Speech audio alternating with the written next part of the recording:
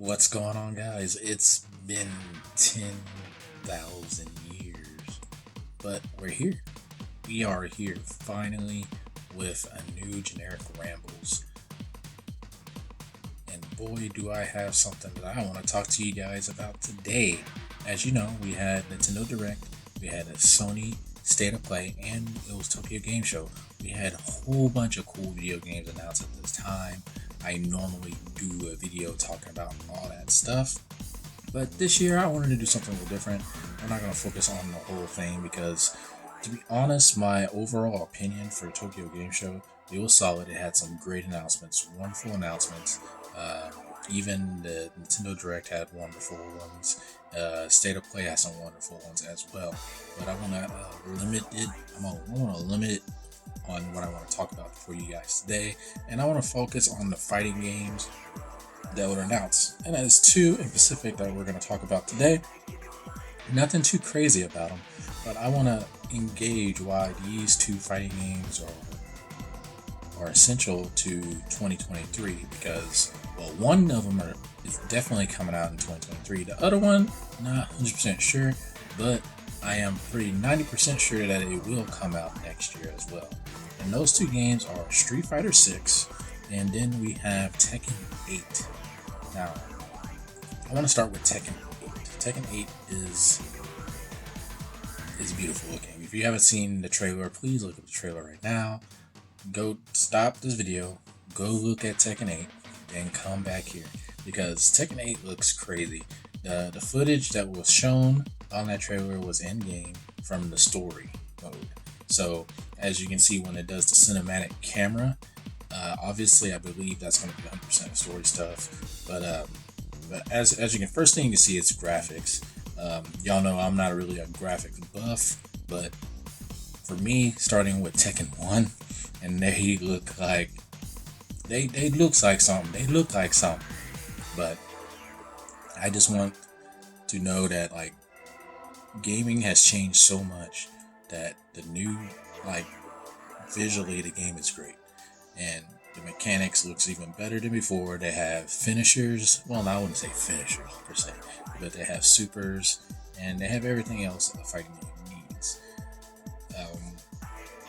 It's not really much to say about it because it was just a little bit teased, but that's excitement because you know a few things you're gonna get with Tekken.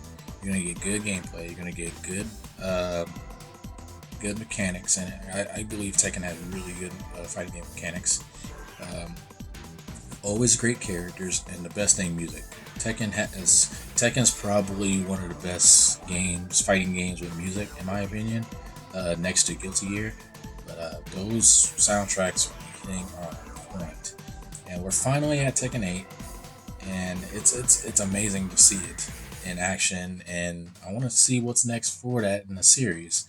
Like I said earlier, I believe that it might come out next year, the Challenge Street Fighter 6, but there's a lot of hype within Tekken. Tekken brings in so many great things. Bandai Namco brings so many great things from Tekken. Like it's hard to explain what Tekken is if you haven't grown up playing Tekken. I grew up playing Tekken 1 and 2 in arcades. I talked about this plenty of times. Then I grew up playing Tekken 3 with my brother. Hours. I probably clocked 500 hours on Tekken 3 on PlayStation 1. I have so many, and all my memories with my brother. I think that's why I'm so hooked on Tekken. And I played every one. I played from 1, 2, 3, all the way to 8. Dark Resurrection on PSP, I believe, and all those. You just have to be there. You just have to be there. And I understand a lot of people are like, oh, it's just Tekken. It's nothing too great, but it's going to be a fighting game that I want people to look at and check out. It's like, I don't want to say it's friendly to play because it's been a long time. I'll say it's not friendly and competitive, but if you want to get good at playing a fighting game, you got to play at the beginning. And that's why I'm making this video, because I want you guys to look into it. There's not much to look into it, but I want you to keep Tekken 8 on your radar. And if you ever think about, oh, this game looks interesting, look at Tekken 7. then be like, I wouldn't recommend going and buy Tekken 7. I would say wait till Tekken 8 come out, buy that day one, and practice with it.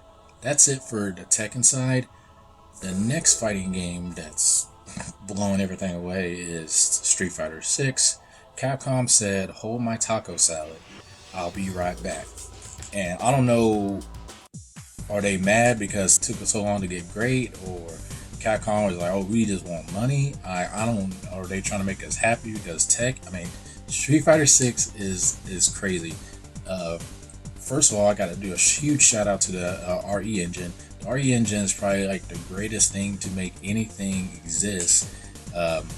Granted, I don't even know what Tekken 8 is even using. I don't even know if it's Unreal 5, because that looks freaking sick.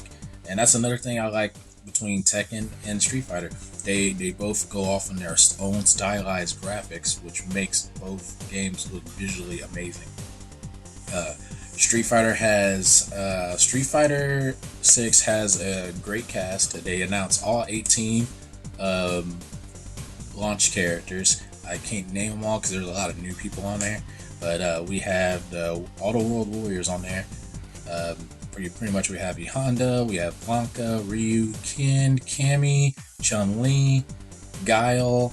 I believe that's it for the classic characters. Zangief, and that's pretty much it. And everybody else is pretty much newcomers. No returning characters. Nobody from Third Strike after that.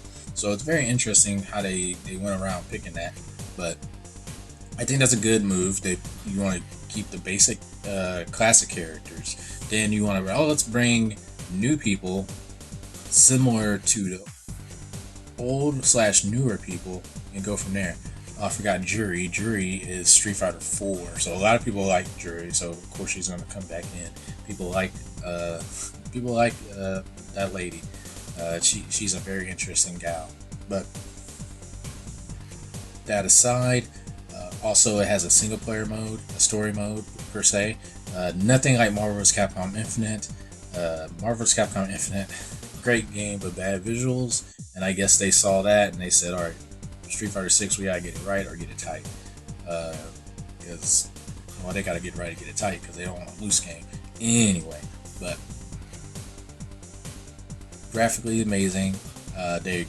They reconstruct the fighting mechanics. I wouldn't say they reconstruct the fighting mechanics.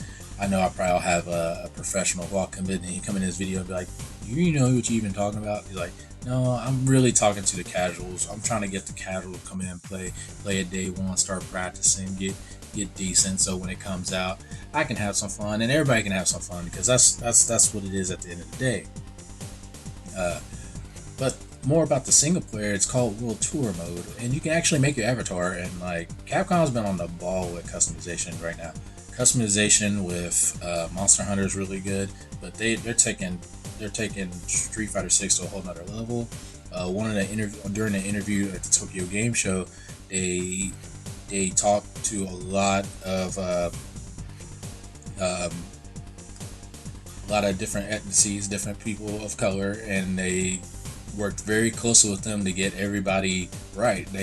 Because they straight up said they love the black community, and they worked really hard to keep aesthetics the same and everything. You can tell from the music, the game has style. Like I hate this. Like, I hate to say that, because it's like the game has style. And it's like, who has the most style? Who in Paris? But it's true. It's like, from the graffiti logo to the art style to the music, everything is just chef's kiss. Amazing stuff. But you can customize your character, do whatever you want. Then you can go around, find masters, aka playable characters, the main cast, learn from them different moves, build your character. They didn't really show much about stats wise, but you can do all that. I'm very curious if your character can be used like in online or stuff like that, because I think that'd be funny. But they do have an online fighting hub where you can run around with your avatar, kind of like PlayStation Home. I think it was called PlayStation Home, or was it PlayStation? I think it was PlayStation Home. Similar to that, but cooler. But yeah, and that's coming out 2023. If I had my guess, they want to aim for that game to come out before Resident Evil 4 Remake, or a little bit after. might say. So I think Resident Evil 4 comes out March, if I'm right. So we're expecting. I would expect Street Fighter 6 to come out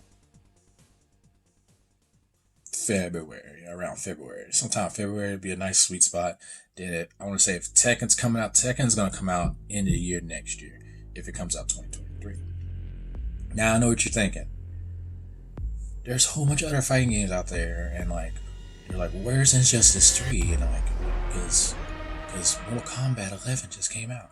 Well, NetherRealm Studios been silent, and they actually broke their tradition because technically, I believe it was last year. Injustice 3 technically it was supposed to be out because their normal flow of releasing titles and everything.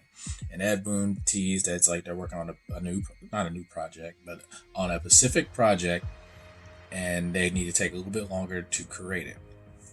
And what would take longer to create? Because you already have assets from, Injustice 2 or Mortal Kombat. You have assets that you want to use. So what is NetherRealm Studios cooking, and will it come out 2023? That's what I'm really excited for. That's what I'm really excited for, because you got all these games pushing each other. Thanks to NetherRealm Studios, you gotta think about it. Thanks to NetherRealm Studios, they've been pushing the limit. Every game they made were golden. I'm not gonna lie. I didn't like Mortal Kombat X that much. I didn't like Injustice 2 that much, but they still were solid games, and they sold very well, causing everybody else to turn their tacos in the right direction to make their games better, to challenge them. You know what I mean? So vice versa, there's other fighting games out there as well that had a hand in that as well.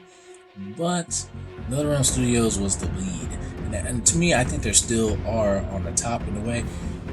Their hype is kind of fuzzled down because they haven't had a game in between since Mortal Kombat 11.